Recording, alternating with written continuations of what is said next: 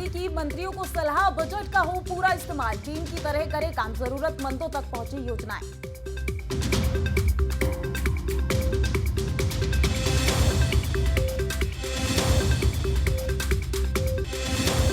तेलों की बढ़ती कीमतों से आम आदमी परेशान, पेट्रोल डीजल की बढ़ती कीमतों पर बोले पीएम, महंगाई पर राज्यों को सुनाई खरी खरी।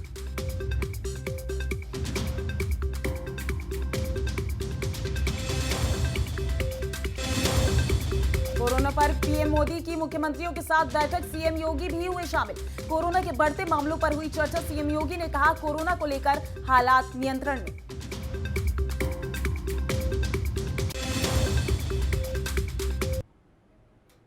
नमस्कार, आप देख रहे हैं संभव टीवी और मैं हूं आपके साथ माधुरी तिवारी।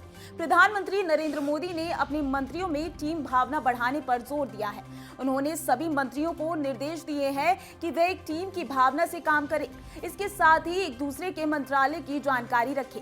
इसके अलावा सभी मंत्री आवंटित बजट का भी पूरा इस्तेमाल करें और जरूरतमंदों तक सभी योजनाएं पहुंचाई जाएं। पीएम मोदी ने निर्देश दिया है कि हर 6 हफ्ते में सभी मंत्री एक दूसरे के साथ मुलाकात करें ताकि आपस में समन्वय बना रहे। प्रधानमंत्री नरेंद्र मोदी ने अपने मंत्रिमंडल के सभी मंत्रियों के साथ कल देर शाम तक मैराथन बैठक की। करीब 3.5 घंटे चली बैठक पीएम मोदी की उस पहल का हिस्सा है जिसमें वो अक्सर अपने मंत्रिमंडल के सभी सहयोगियों के साथ विचार विमर्श करते रहते हैं। उत्तर प्रदेश समेत 4 राज्यों में मिली जीत के बाद पीएम की अपने सभी मंत्रियों से पहली बैठक थी।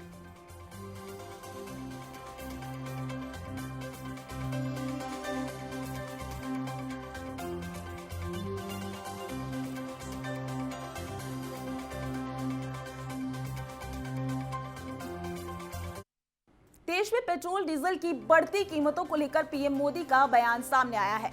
कोरोना की स्थिति को लेकर मुख्यमंत्री के साथ एक बैठक के दौरान पीएम ने ईंधन की बढ़ती कीमतों का जिक्र किया। मोदी ने कहा कि पेट्रोल डीजल की बढ़ती कीमत का बोझ कम करने के लिए केंद्र सरकार ने एक्साइज ड्यूटी में पिछले साल नवंबर में कमी की थी।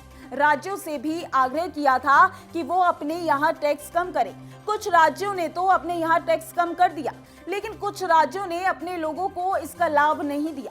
मोदी ने राज्य सरकारों पर निशाना साधते हुए कहा कि महाराष्ट्र, पश्चिम बंगाल, तेलंगाना, आंध्र प्रदेश, केरल, झारखंड, तमिलनाडु ने किसी न किसी कारण से केंद्र सरकार की बातों को नहीं माना और उन राज्य के नागरिकों पर बोझ बढ़ता रहा। मेरी प्रार्थना है कि नवंबर में जो करना था अब वैट कम करके आप नागरिकों को इसका लाभ पहुंचाएं। पीएम ने आगे कहा कि रूस यूक्रेन युद्ध की परिस्थिति पैदा हुई है जिससे सप्लाई चेन प्रभावित हुई है।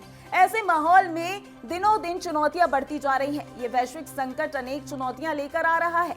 ऐसे में केंद्र और राज्य के बीच तालमेल को और बढ़ाना अनिवार्य हो गया है। आज का वैश्विक परिस्थितियों में भारत की अर्थव्यवस्था की मजबूती के लिए आर्थिक निर्णयों में केंद्र और राज्य सरकारों का तालमेल, सामंजस्य पहले से अधिक आवश्यक है। देशवासियों पर पेट्रोल डीजल की बढ़ती कीमत का बोझ कम करने के लिए केंद्र सरकार ने एक्साइज ड्यूटी में कमी की थी। पिछले नवंबर महीने में कम की थी। केंद्र सरकार ने राज्यों से भी आग्रह किया था कि वो अपने यहां टैक्स कम करें और ये बेनिफिट नागरिकों को ट्रांसफर करें।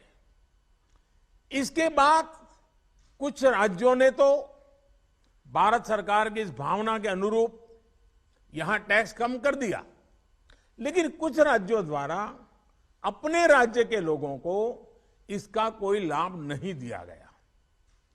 इस वजह से पेट्रोल डीजल की कीमतें इन राज्यों में अब भी दूसरों के मुकाबले कहीं ज्यादा है। ये एक तरह से इन राज्यों के लोगों के साथ अन्याय तो है ही, साथ ही पड़ोसी राज्यों को भी नुकसान पहुंचाता है। स्वाभाविक है कि जो राज्य टैक्स में कटौती करते हैं उन्हें राजस्व की हानि होती है। जैसे अगर कर्नाटका ने टैक्स में कटौती नहीं की होती तो उसे इन 6 महीनों में 5,000 करोड़ रुपए से ज्यादा का राजस्व मिलता।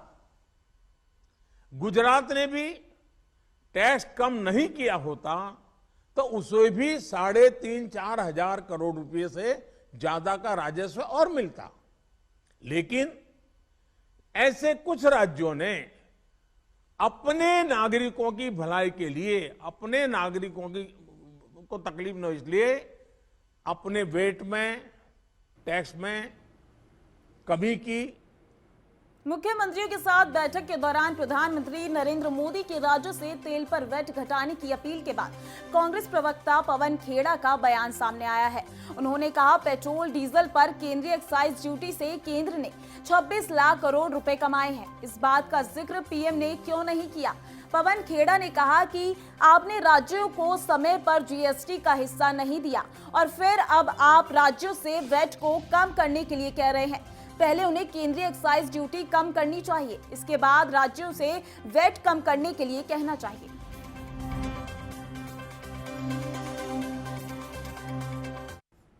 प्रधानमंत्री नरेंद्र मोदी ने विभिन्न राज्यों के मुख्यमंत्रियों के साथ अहम बैठक की। बैठक में बढ़ रहे कोरोना संकट पर बात हुई। मीटिंग के बाद पीएम मोदी ने कहा कि कुछ राज्यों में पिछले 2 हफ्तों से कोरोना केस बढ़ रहे हैं, जिससे अलर्ट होने की जरूरत है। मोदी ने आगे कहा कि 12 साल से कम उम्र के बच्चों को अब कोरोना टीका लगेगा, जिसमें स्कूलों को बड़ी भूमिका निभानी होगी। मोदी ने कहा कि बीते 2 वर्षों में कोरोना को लेकर ये हमारी 24वीं बैठक है। कोरोना काल में जिस तरह केंद्र और राज्यों ने मिलकर काम किया है और जिन्होंने कोरोना के खिलाफ देश की लड़ाई में अहम भूमिका निभाई है, मैं सभी कोरोना वॉरियर्स की प्रशंसा करता हूं। साथियों, बीते 2 वर्षों में कोरोना को लेकर ये हमारी 24वीं मीटिंग है। कोरोना काल में जिस तरह केंद्र और राज्यों ने मिलकर काम किया, उसने कोरोना के खिलाफ देश की लड़ाई में अहम भूमिका निभाई है। मैं सभी मुख्यमंत्रियों, राज्य सरकारों और अधिकारियों के साथ सभी कोरोना वॉरियर्स की प्रशंसा करता हूं। साथियों, आप भी समझते हैं और दुनिया के ज्यादातर एक्सपर्ट्स का निष्कर्ष यही है कि कोरोना से बचाव के लिए वैक्सीन सबसे बड़ा कवच है। हमारे देश में लंबे समय बाद स्कूल्स खुले हैं, क्लासेस शुरू हुई है। ऐसे में कोरोना केसेस के बढ़ने से कहीं ना कहीं पेरेंट्स के लिए चिंता बढ़ रही है। कुछ स्कूल्स में बच्चों के संक्रमित होने के मामले में भी कुछ न कुछ खबरें आ रही है। लेकिन संतोष का विषय है कि ज्यादा से ज्यादा बच्चों को भी वैक्सीन का कवच मिल रहा है। मार्च में हमने 12 से 14 साल के बच्चों के लिए वैक्सीनेशन शुरू कर दिया था। अभी कल ही 6 से 12 साल के बच्चों के लिए भी कोवैक्सीन टीका की परमिशन मिल गई है। सभी एलिजिबल बच्चों का जल्द से जल्द टीकाकरण यह हमारी प्राथमिकता है। इसके लिए पहले की तरह स्कूलों में विशेष अभियान भी चलाने की जरूरत होगी। टीचर्स और माता पिता इसे लेकर जागरूक रहें, हमें ये भी सुनिश्चित करना होगा। वैक्सीन सुरक्षा कवच की मजबूती के लिए देश में सभी वयस्कों के लिए प्रिकॉशन डोज भी उपलब्ध हैं। टीचर्स, पेरेंट्स और बाकी एलिजिबल लोग भी प्रिकॉशन डोज ले सकते हैं। इस तरह भी हमें उन्हें जागरूक करते रहना होगा।